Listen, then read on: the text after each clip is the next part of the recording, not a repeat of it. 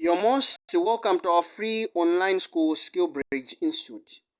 We'll be discussing about key performance indicators. Key performance indicators are tools which are used to track on how a project is performing. They help to provide data which is used in decision making as well as the best way of improving on a project. We are going to look at the importance of key performance indicators, how to choose the right one, common examples, best practices, and challenges in implementation. The importance are as follows. You are able to monitor the schedules, budget, and the quality of a project.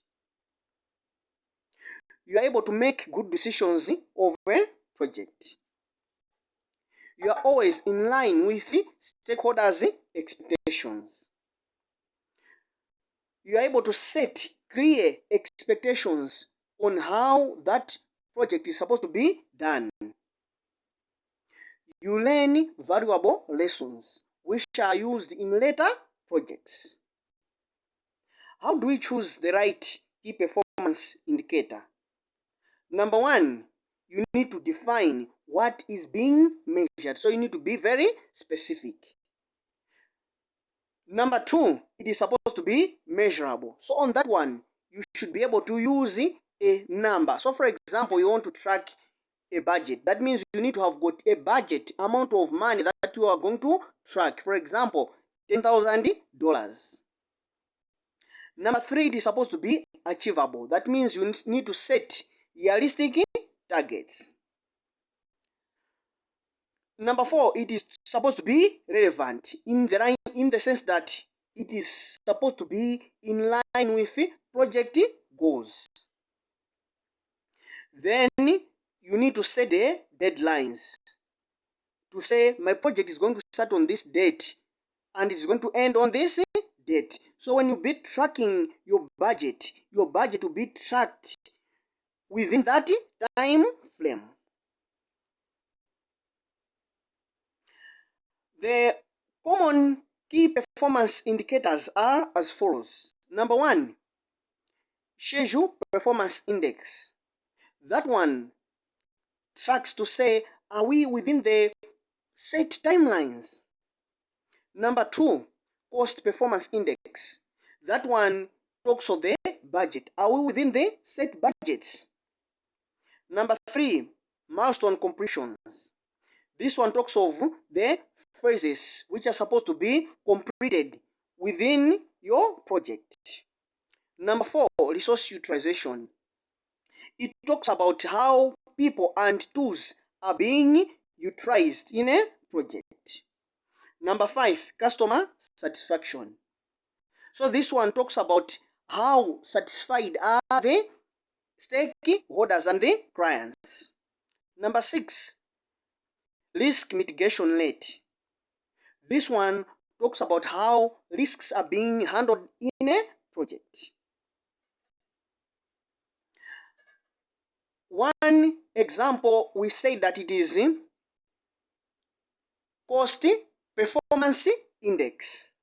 So in terms of cost performance index, when cost performance index is less than 1 after doing out the calculations, that means we are performing above the budget. So we are over the budget.